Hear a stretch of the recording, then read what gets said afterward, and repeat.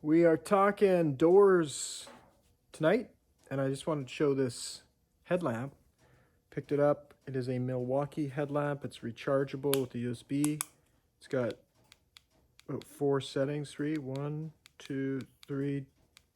different settings. It's 2 LEDs. That's loud. Let me turn that off.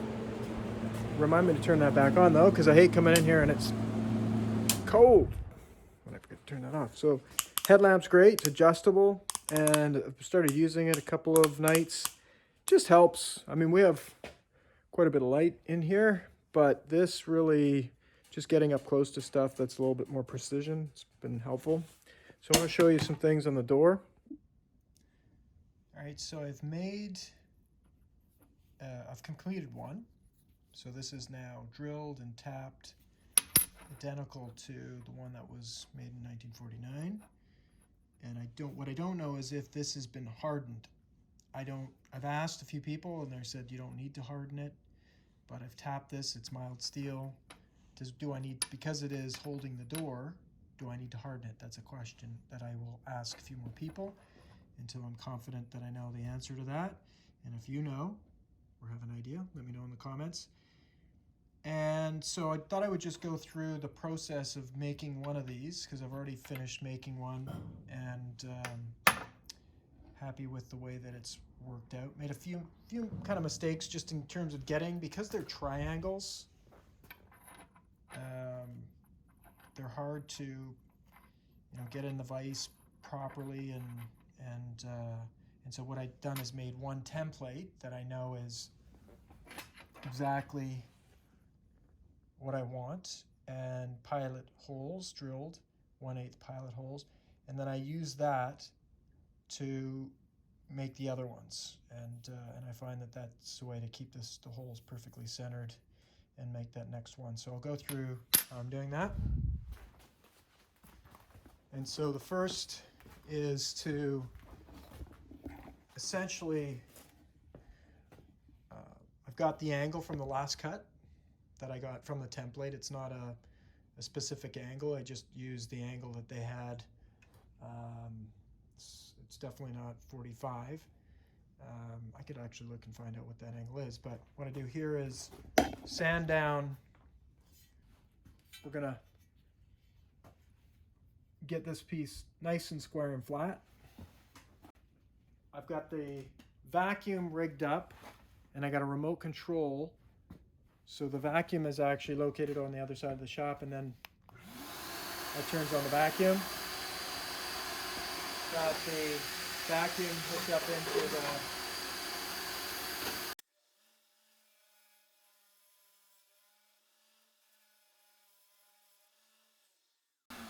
so that gets that square as possible. And then we go over here. These are 3-in-1 machinist tools. Found those on the YouTube channel. They're fantastic. They're perfectly square, and put those on here like that to square it up. And I just find that it just saves a ton of time.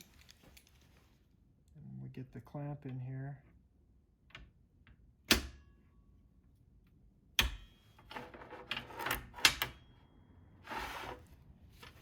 Scribe that off.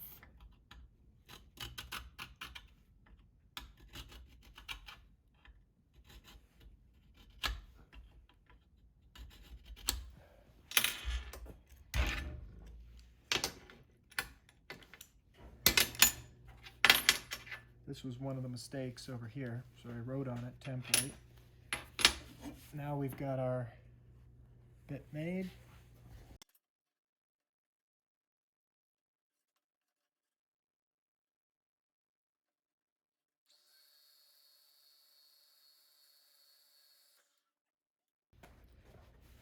So we now have our piece, and it leaves a little edge, needs to be smoothed out, and that's why we take her back to the grinder.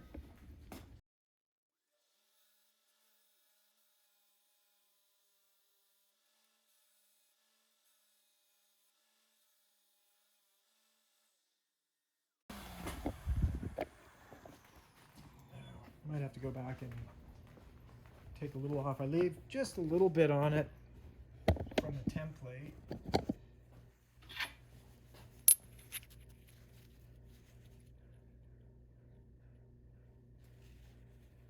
That's almost perfect. It's maybe just a tiny bit more we could take off of it, but not much. I'd say it's almost perfect. And for our, see if we can see that okay.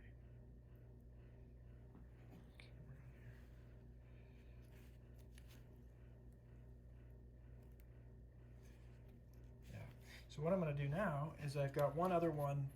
So I need 4. I've got one template that will eventually become one of them, and then 2 more that I need to drill.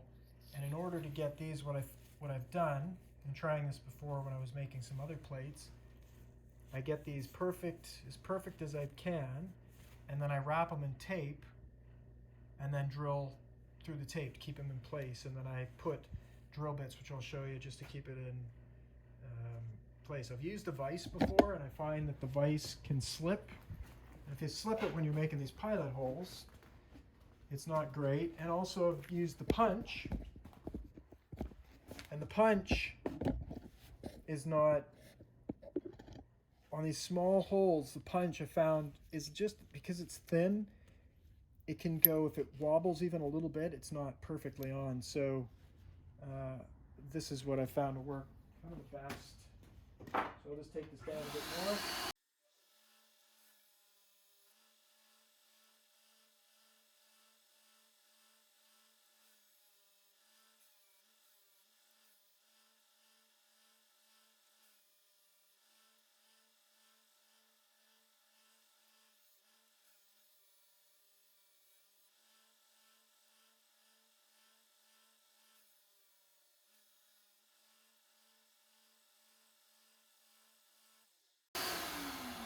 Okay, so I have my other 2 made up,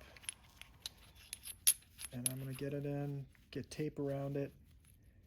I'll show you how to do that. So these don't have to be perfect, but what has to be perfect is the alignment on the 3 holes, because those are perfect with the other bit.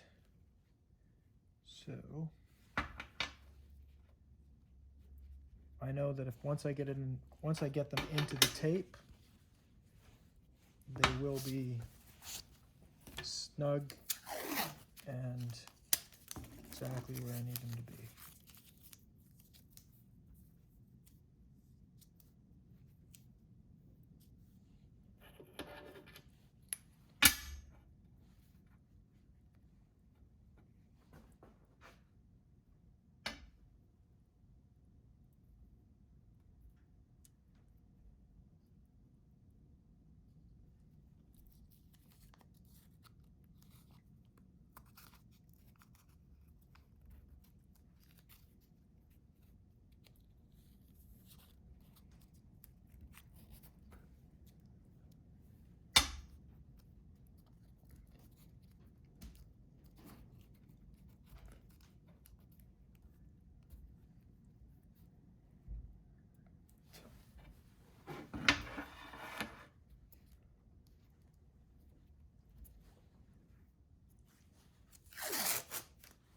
Now, I'm not a machinist, but I'm sort of hobbling together what I think is the best way of doing this with the tools that I have.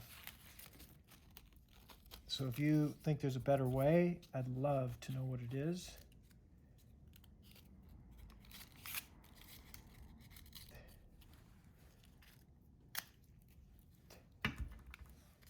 But this seemed to work pretty good on the first one. And I had done it individually on the first 2, and it actually ended up being incorrect.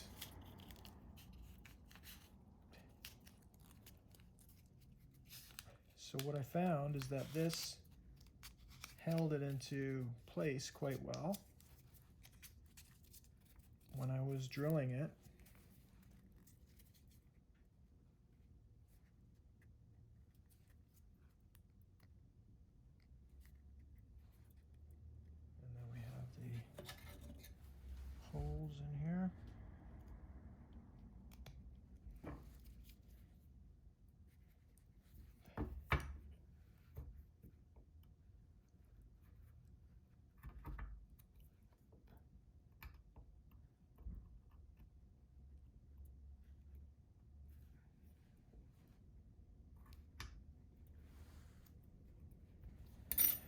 So now this thing is held, I mean, that is super tight.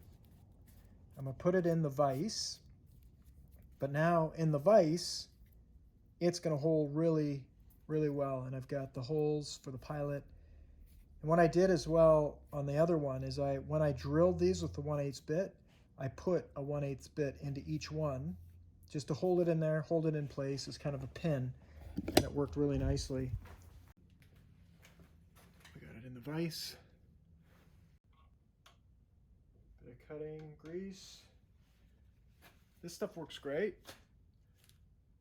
High-speed sawing and cutting. And it's in a tube like this. I just use an old drill bit to put a dab on each one, and it's there, it's done, it's ready to roll.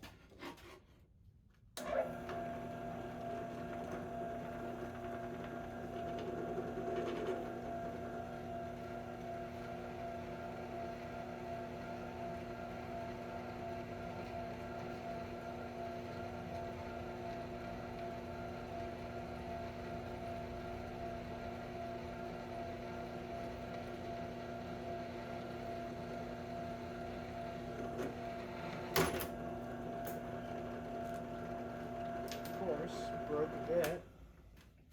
I'll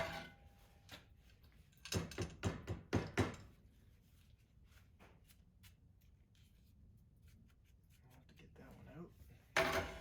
But the other mistake I made before when I broke bits, and that I should have used a fresh bit. Well, it shouldn't be lesson learned. Lesson reminder, because that ain't the first time I've learned that lesson.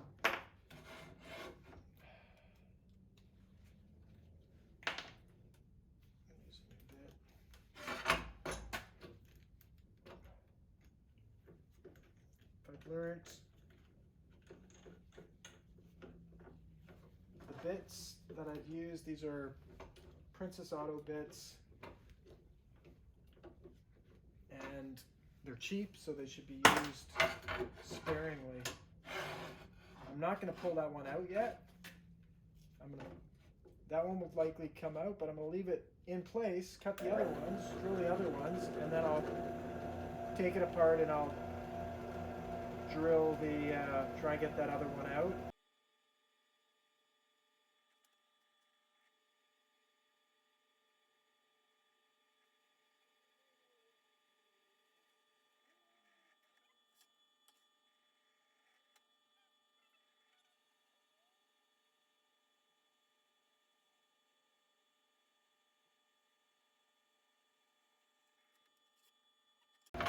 Now, if I can,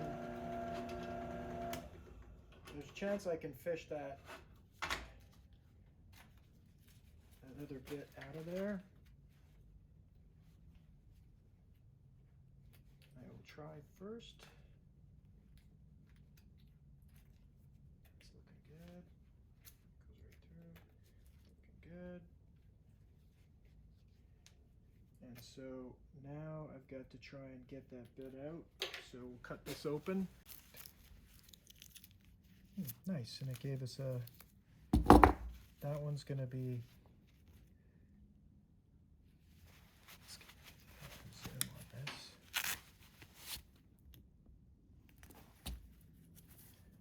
So, the drill bit just fell out of there, broken bit. So we've got that, we've already got that one. And on this one, we already have a pilot. There's the thing there, if we can get that, show you. Focus in right there. It's just got maybe not enough light in here.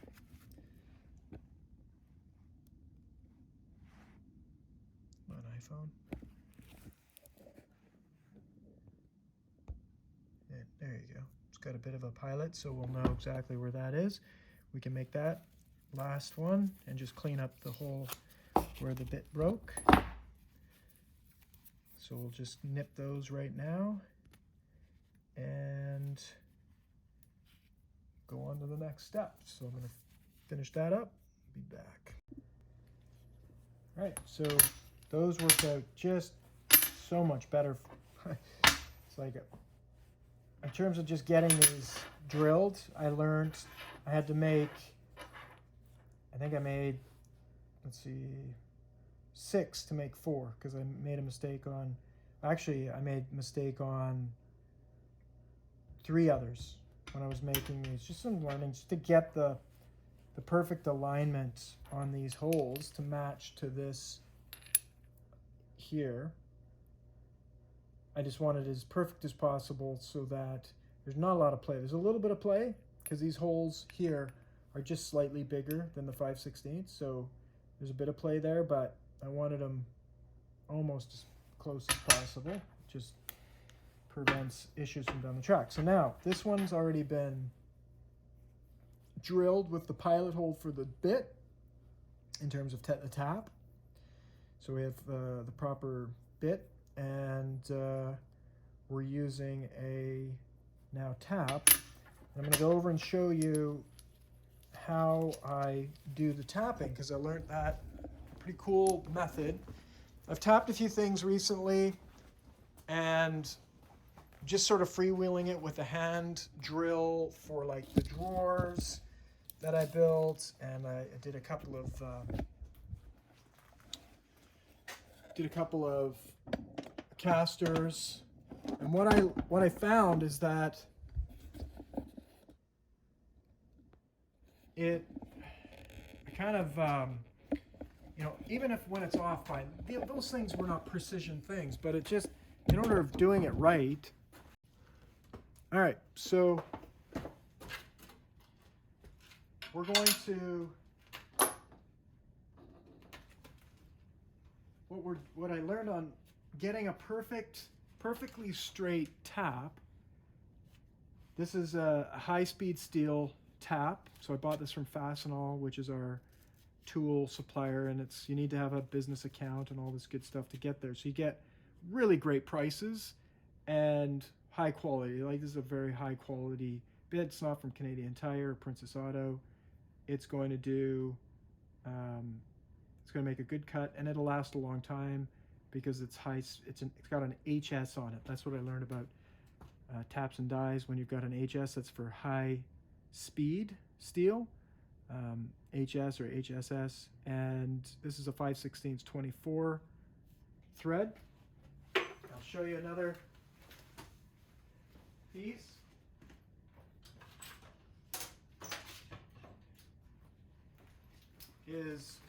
This is a great drill guide off of Amazon. It's metal, it's solid, it's like, I've had it for a while, and it really does. This is not metric, this is for standard. But a drill gauge, doing this, you need a drill gauge. All sorts of stuff. I use this thing, I use this every day when I'm in the shop, every day. The other one that's on Amazon, I'll put a link to this. This is awesome. This is both a metric and standard thread guide. And so it's called a thread checker, the original thread checker. And basically you've got a nut that you can screw into, or the actual screw or bolt to test. And it goes all the way from M10 1.5 right to a 1/2 inch 13. So this thing's not inexpensive, but I love this thing, and just for so quick, walk over to a tool chest where you've got, or like where you got all your bolts and stuff. You can just find things quickly. So highly recommend that.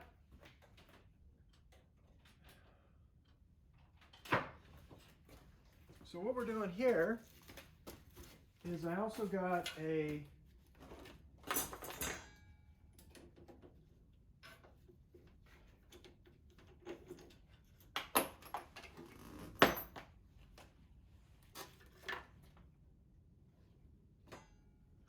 drill bit that's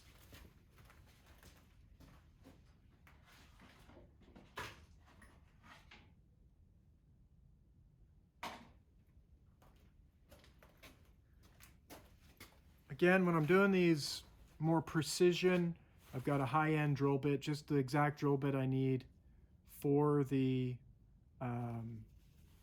for that particular hole. So off of the drill guide, this is a 17/64, and it's also high-speed steel. Got the vacuum because sometimes the cutting, when I'm doing a cut, it might smoke a lot, and I just find that sucking it out with the vacuum is just reduces the fumes in here.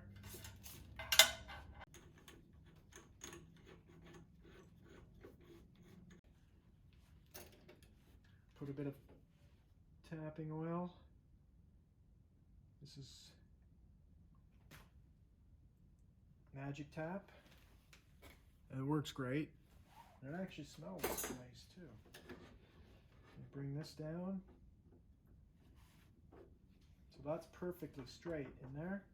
And we just turn it in. As we're bringing the, I'll put this on there too, so I don't have to hold it. Just a little pressure on the drill press lever.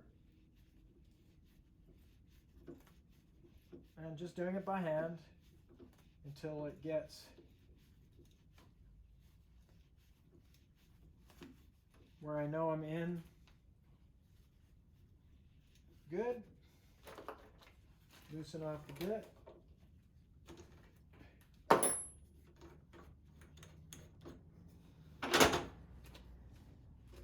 then we can finish it off.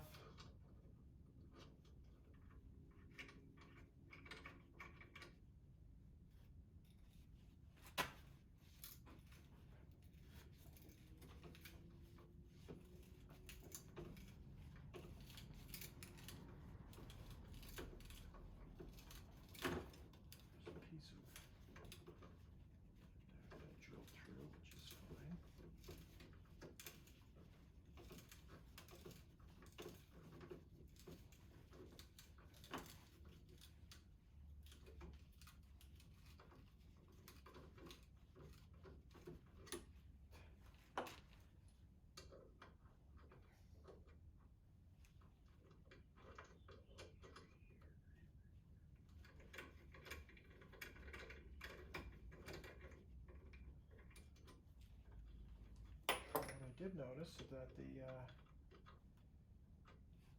pull that out. That went into the wood, kind of messed up the wood a bit.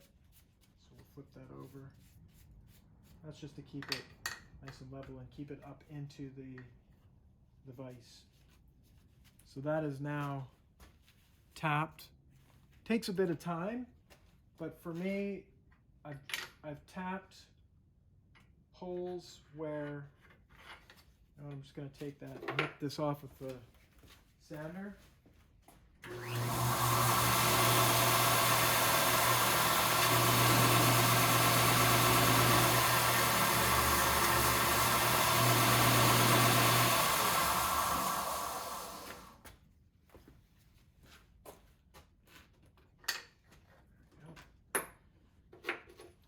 Takes a bit of extra time, but just knowing that it's going in straight. There are other tools. There is a tapping, self-reversing tap tool where you would put it into the drill and actually it would just go in and out and do it all. If I had to do a whole bunch of them, but a tool like that is about anywhere from 700 to 1,000. And for the amount that I need, this gives me the peace of mind knowing that I'm pretty darn close to being perfectly straight.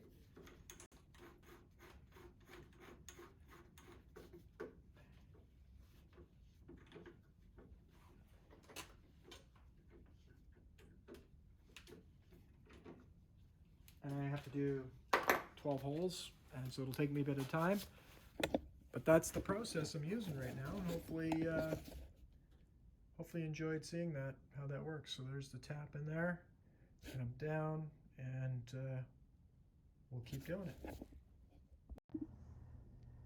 I am now done the bits. They've deburred the holes.